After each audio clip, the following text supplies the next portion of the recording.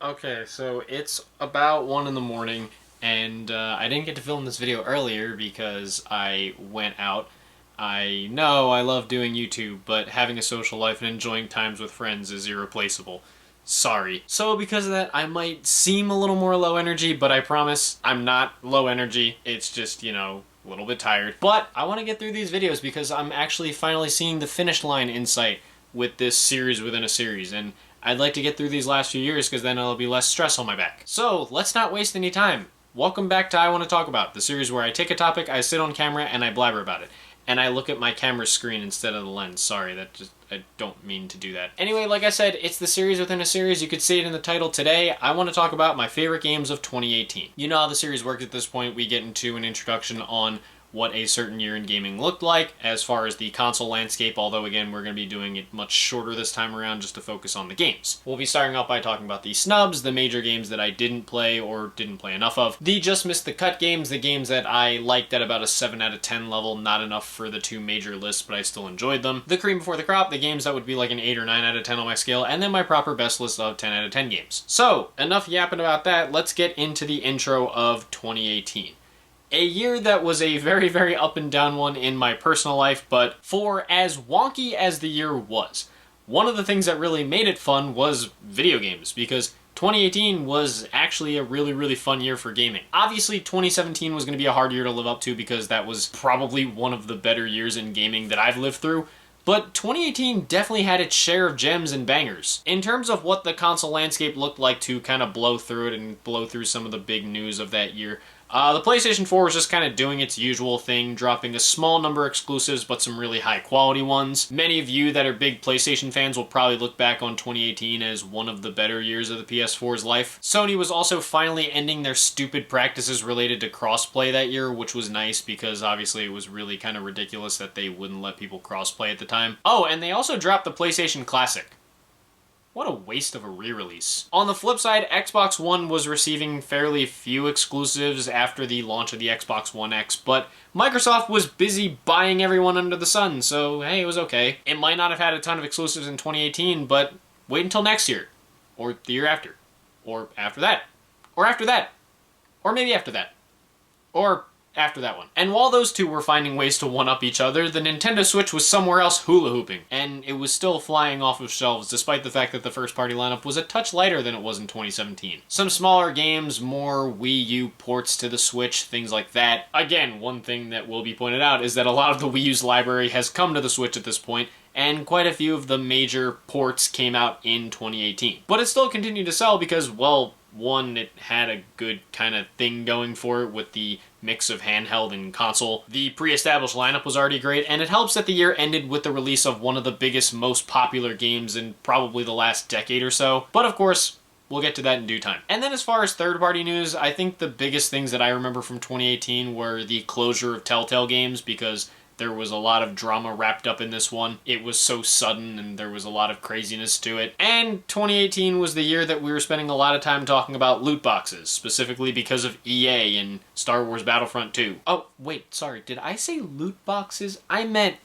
surprise mechanics that are fun and unique parts of the game that give gamers a sense of pride and accomplishment. Yeah, sure, pride and accomplishment, my ass. So yeah, like I said, I wanted to blow through the intro because games. I want to talk about the games of the year. And starting off with the snubs, this is where you guys are going to be probably really surprised because the 3 games that I have here were probably 3 of the most critically acclaimed games of 2018. But these were all games I either didn't touch just because I wasn't that interested in them, or I tried to play them but just couldn't get into them. As far as the one that I didn't touch at all, Red Dead Redemption 2. I'm sorry, I know that Rockstar is amazing and everyone loves them, but I don't really get too interested in their games myself, so this one kind of flew over my head. And then as far as the ones that I played but didn't end up playing enough of to have a strong opinion on, there was Monster Hunter World, which was the game that really helped Monster Hunter kind of grow in popularity here in America, but again, these games don't really do all that much for me, and hearing people say, oh yeah, Monster Hunter gets great after the first 100 hours made me go, the first 100 hours? And yes, of course, most controversial of all, I didn't beat God of War 2018. I've kind of stood on this opinion since playing the game for the first time last year. I don't love what they did to the gameplay with this one. I love what they did with the writing and how they grew Kratos' character and Atreus and all that stuff, but from a pure gameplay perspective, I couldn't really vibe with this one. I'm sorry, I know it's beloved, it was the 2018 Game of the Year winner and all that stuff, but for me it didn't do all that much. Maybe it's the fact that putting Sony's first-party formula into an established franchise made me not like it as much, but yeah, I don't know. Either way, just wasn't for me. So what the hell did I play in 2018? Well, I'm glad that you didn't ask.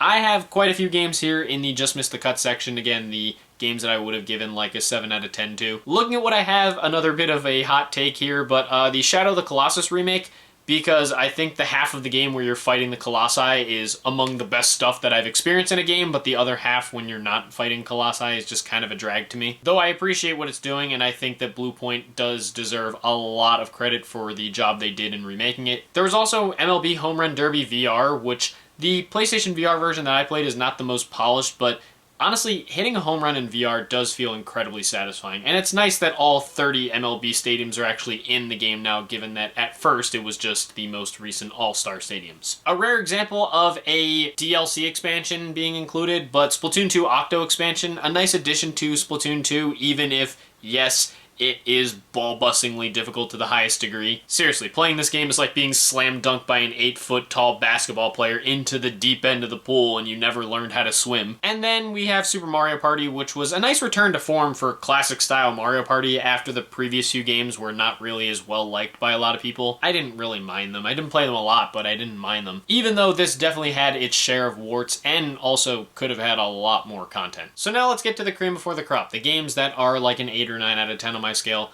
I don't know off the top of my head how many I have here, but nevertheless, let's go. Should I talk about Burnout Paradise Remastered now as a way of apologizing for not mentioning it deeper in my 2008 video?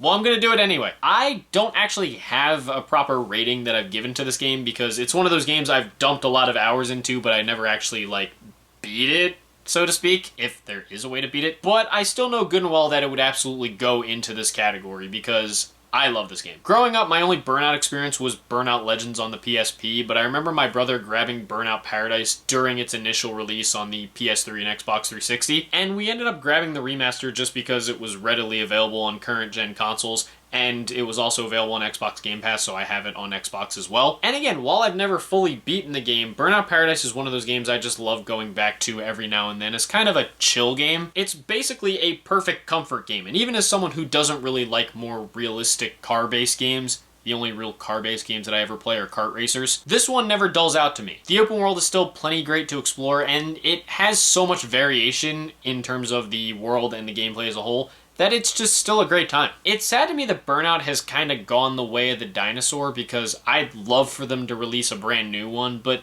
hey, at least this one's still available on current-gen platforms for gamers to enjoy, and at least it's a really good game in and of itself. I know, this one might throw you for a bit of a loop.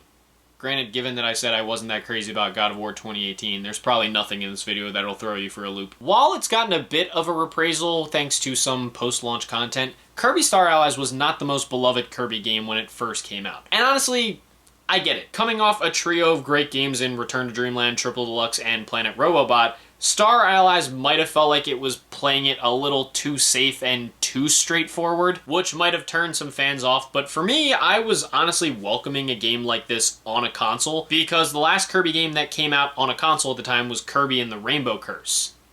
I don't often use the word mid because I think it's overused, but that game is a perfect example of the word mid. So I was just happy to see a back-to-basics Kirby game on a console, and I really enjoyed my time with this one. It's a beautiful looking game with plenty of that 4-player co-op fun that Kirby has become synonymous with, and a lot of love and appreciation for the franchise's lore and lineage was squeezed into this one as well. I totally get why others aren't as into it, but I definitely dig it, and honestly, now that Kirby has had a more bold and different game in Kirby and the Forgotten Land, which I will absolutely talk about later, this is one of those cases where there's probably no better time to go back to this one. I think it might honestly become one of those classic cases of it wasn't what everyone wanted at the time, but now that the thing everyone wanted exists, maybe the thing everyone didn't want is worth another fair shake. So hey, if that's some motivation to give Kirby Star Allies another shot, There you go. One of the few games on this list that I kind of slept through when it first came out in 2018, A Way Out was a game I only knew about because of its director, Joseph Fares, who made his way into my heart and the hearts of many when he went on stage at the Game Awards and started yelling, "Fuck the Oscars." And he's right.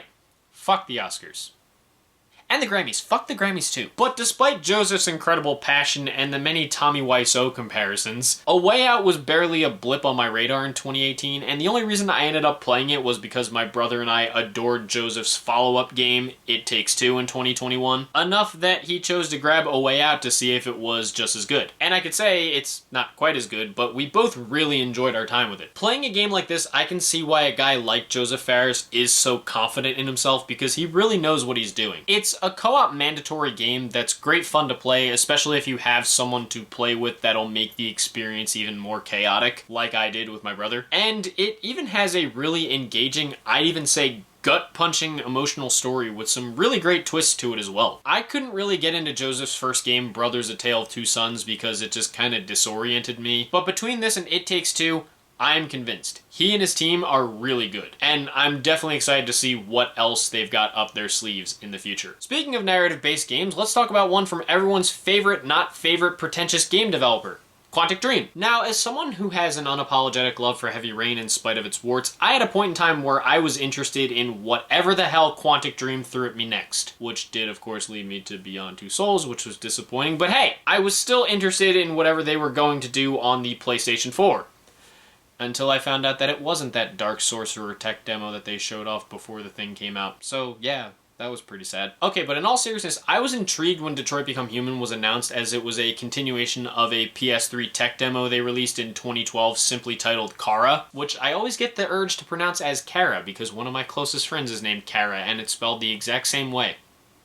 I don't know if she's watching this, but hi, Kara! Anyway, the game went through a few delays and didn't end up getting released until 2018, but even despite the long wait, I was happy with what I got. As much as it's your typical Quantic Dream game, I think it was the most streamlined and easy to get into in the series, and I love just how it felt like your choices mattered so much more here than they did in other Quantic Dream games. That was honestly one of my biggest problems with Beyond Two Souls, where it felt like the choices were really inconsequential, but here, it feels like the choice-based system is so much greater. And it also felt like the writing was by far the most focus that Quantic Dream had put up to this point. The characters were great, and thankfully the game didn't veer off into complete nonsense like some other games that Quantic Dream has written. Like any Quantic Dream game, it's not for everyone, but if you're into these kind of games, I highly recommend checking it out. Alright, I forgot that Quantic Dream is making a Star Wars game. What the hell's happening with that thing? Had this game not shown up on Game Pass last year, there's a good chance I wouldn't be talking about it right now. While I had played a match or two of BlazBlue Cross Tag Battle with some friends, I think a crossover like this would have flown over the head of a guy like me, who hasn't really followed any of the franchises that it's crossing over. But since the special edition showed up on Xbox Game Pass, I chose to give it a shot, and honestly, I couldn't put it down. It's essentially a spin-off of the BlazBlue series, but it features crossovers with Persona 4 Arena, Under Night In-Birth, and even Ruby, with a couple other franchises added in the form of DLC. But the good news about a game like this is that you don't have to know these franchises or be a big fan of them to actually enjoy what this game is putting down. As a fighting game, it's extremely fast-paced, and it's very accessible while still remaining very deep mechanically speaking, which makes it good whether or not you're a newcomer to fighting games or someone who's been playing a bunch of them. And there's a good amount of balance to the roster as a whole here. This game is also absolutely chock full of style, which shouldn't be surprising for a 2D fighter, especially one with an anime aesthetic like this, but it still applies nonetheless. And even if you don't grab the DLCs, there's so much content here that you'll never really be starved of anything to do. There's still plenty to do in the game, whether you have the DLCs or not. In a year like 2018, it could have gotten a little bit overshadowed by some other fighting games, but all things told, BlazBlue Cross Tag Battle is a great game, and if you haven't played it, do yourself a favor. That's right, some of you might have forgotten that this game actually came out in 2018 because many of you probably associate it with a totally different year. One where we were all stuck inside. Yes, Among Us was the game that dominated the conversation in 2020 and was incredibly popular during the COVID pandemic. Are we allowed to use those words without being demonetized yet? What do I care? I'm not monetized anyway. Regardless, despite being the game of 2020, some people forgot that Among Us came out a few years beforehand in 2018. Initially, there was very little fanfare for it, but it got a boost thanks to several factors. People needing some kind of game to enjoy with others in the wake of the pandemic, content creators streaming it, and it probably didn't hurt that developer Innersloth's release of their Henry Stickmin collection in 2020 aided the game a bit, since it included several Among Us references in it. All of this worked to make Among Us a huge game in 2020. So huge, in fact, that Innersloth canceled the sequel to focus their attention on the first game. I don't think I've ever seen anything like that before with a game. But I'm glad they did, because it's a lot of fun. It's very akin to games like Mafia and Secret Hitler, but unlike those games, it kind of does its own thing by making crewmates accomplish tasks while avoiding the imposters that want to kill them. It's an absolute joyride, and a game I've still gotten a kick out of playing even now after some of the hype has died down on it. I've played it a lot with my friends on Discord, even post-pandemic, and we even got a little nerdy at a point and started making statistics for ourselves, including win-loss records and whatnot. It was really fun. I still actually have my win-loss records on my laptop. Maybe I'll share them one day. We also used to love playing hide and seek even back before it was an official mode in the game, and I'm happy that they did eventually turn it into an actual game mode. They've continued to add a lot to this game. It's cool to see it still get support, and even if it doesn't have the popularity that it once did, I still enjoy going back to it from time to time. There aren't going to be many more VR games in the cream before the crop or anything like that, but the ones that are here, I'm very excited to talk about. Like right now, where I've thankfully been given another excuse to talk about Astrobot. Chances are many of you know about Astrobot, especially if you've been keeping up with PlayStation in the last few months. But before he was filling your hearts with nostalgia-tinted PlayStation joy, this was his first proper game. Originally, the Astrobot character was introduced in the PlayStation 4 pre-installed PS Camera Tech demo The Playroom, and its VR counterpart, The Playroom VR, but developer Team Asobi basically took the character and gave him his own game as a bit of a demonstration of what the PlayStation VR could do. And boy, does this game deliver. Like you'd expect if you've played Astrobot in the last few years or the recent Astro games, it's a 3D platformer centered around the titular character, but obviously it integrates the VR incredibly well. The Astro series has obviously succeeded sans VR, but at the time I had first played this game, I remembered thinking that it couldn't be done without VR. Using the virtual reality as essentially like the in-game camera brought that wow factor in spades, and the way the game played with things like depth perception was honestly perfect in VR. And even though it finished a little bit slowly, the latter part of the game wasn't as strong to me, this was still a great game. So much so that at times, this felt to me like it could have been for VR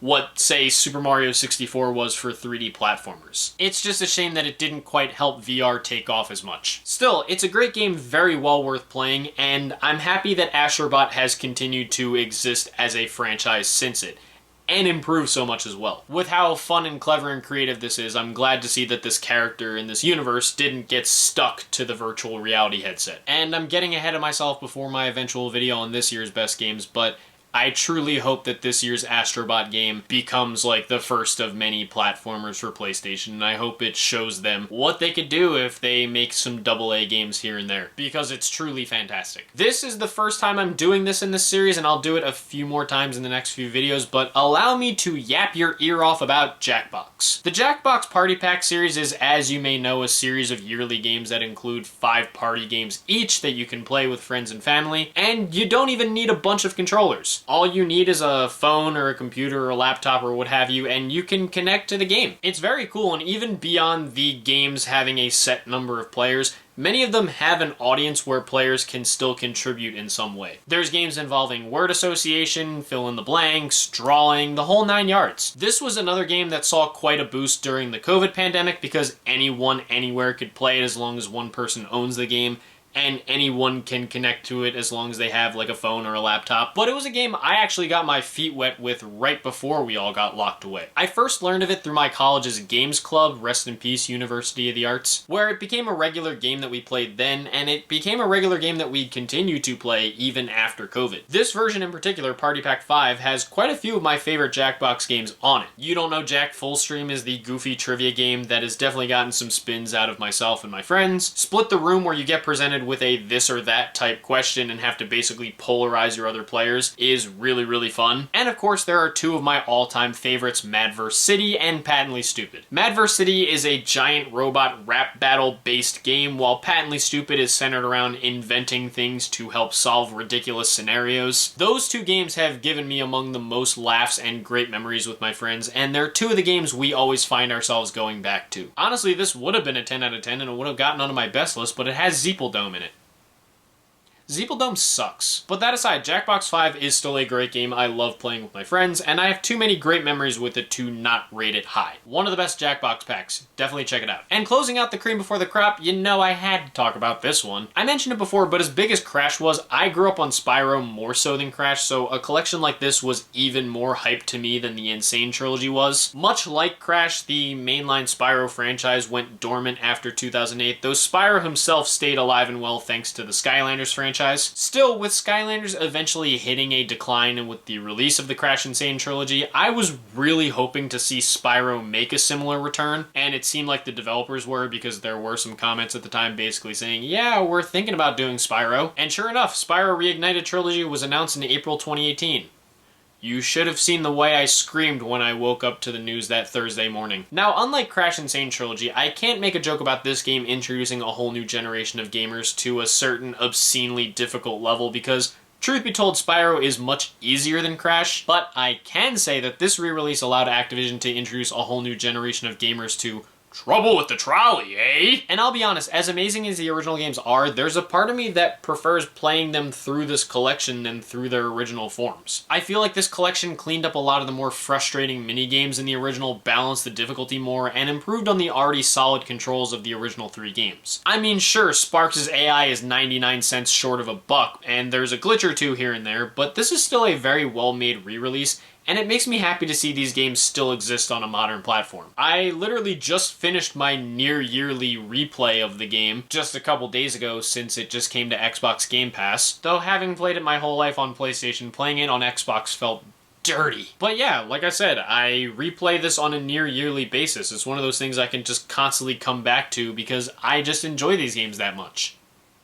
Now, if only Activision didn't cancel that Crash Spyro crossover platform game that they were supposedly working on.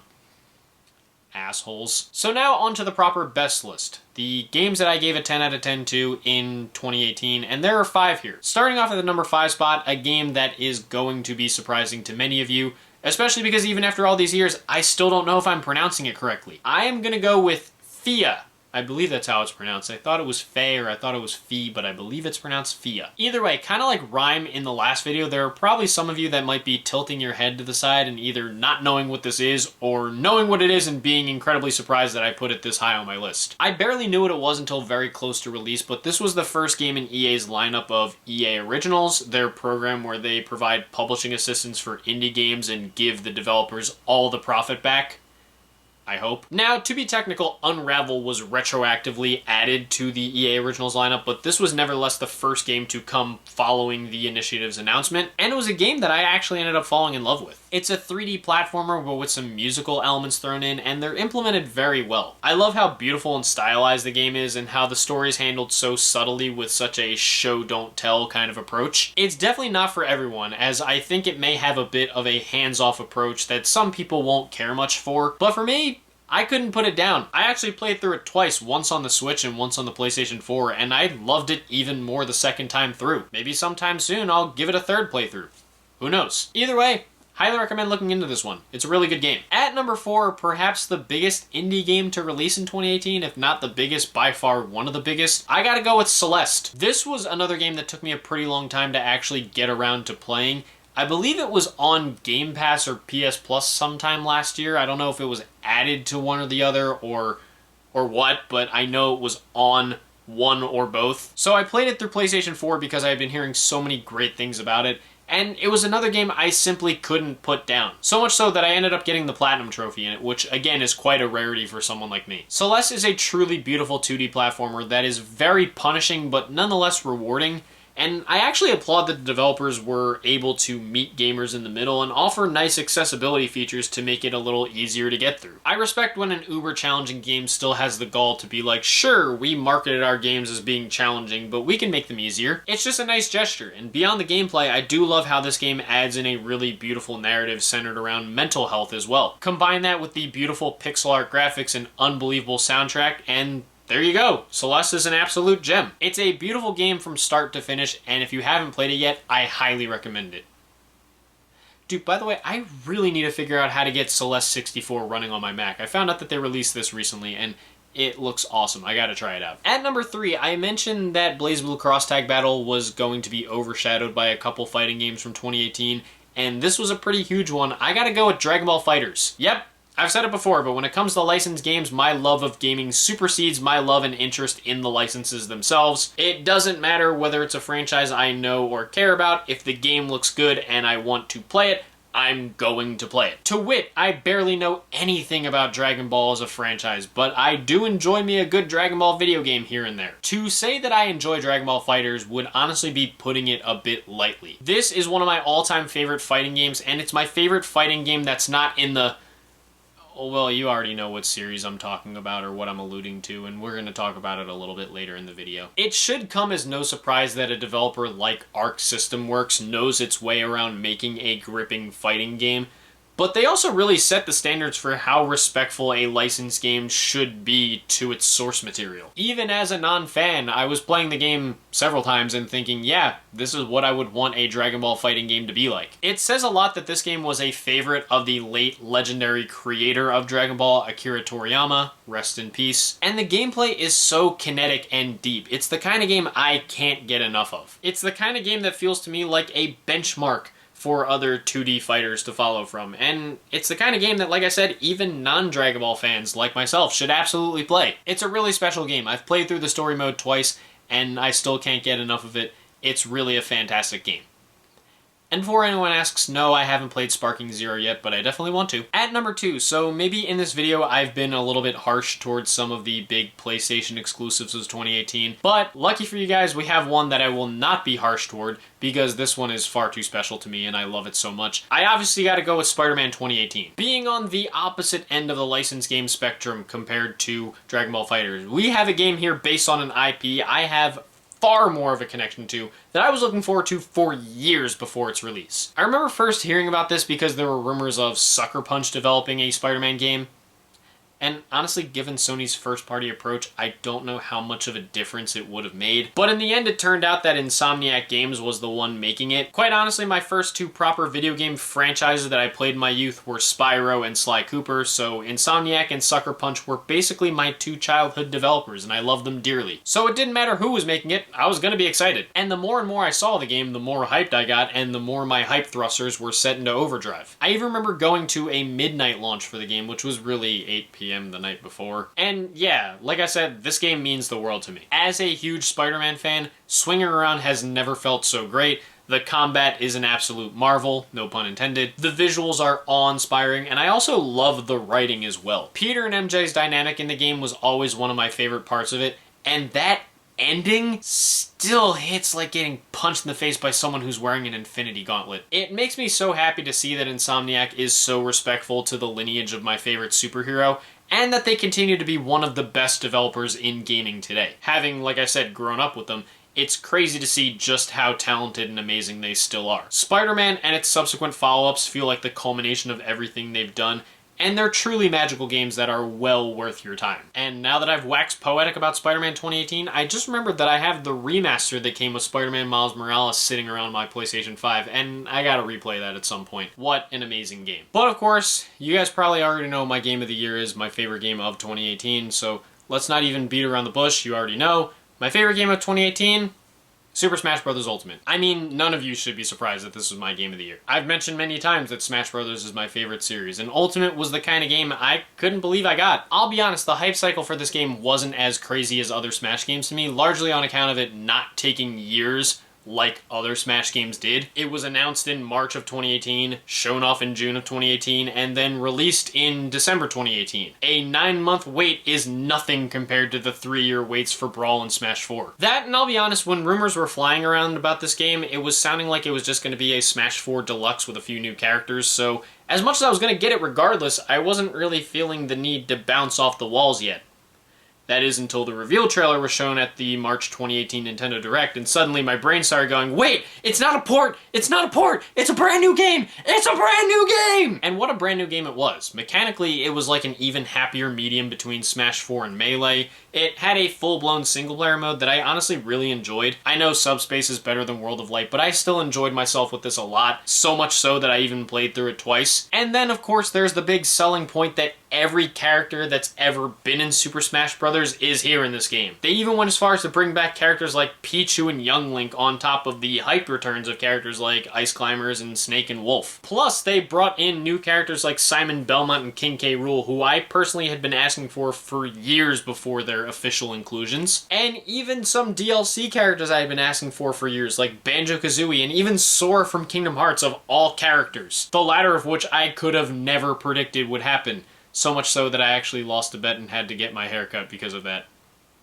What a time. Smash has always felt like a love letter to Nintendo, but here it really felt like Smash became a love letter to gaming as a whole. And even though Melee is the game I've obviously played more, I'd argue that I objectively actually like Ultimate a lot better. The sheer depth of content and the greater character balance makes Ultimate feel a bit more varied than Melee to me, where a lot of my playtime in that game is based on the same few characters and stages. Ultimate is really a special game, and it's the culmination of everything Smash has to offer.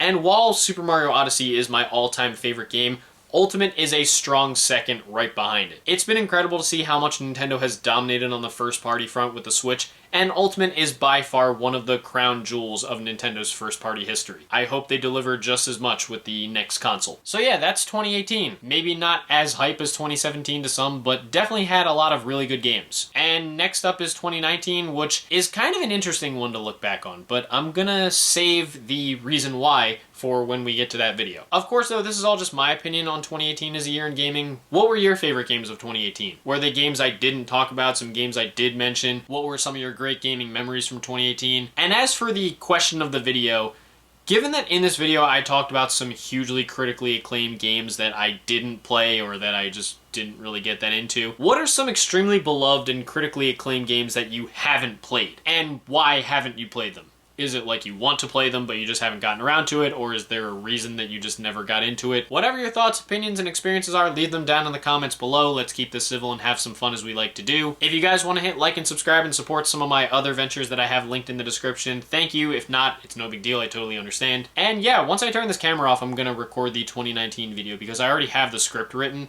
And like I said, I kind of want to get done these videos somewhat soon so it's a little less stress on my back. So even though you won't be seeing the 2019 video immediately after this one, just know that by the time you see this video, it will have been filmed. So stay tuned for that, but until then, thank you guys for watching. I hope you enjoyed, and I will see you in the next video. Peace.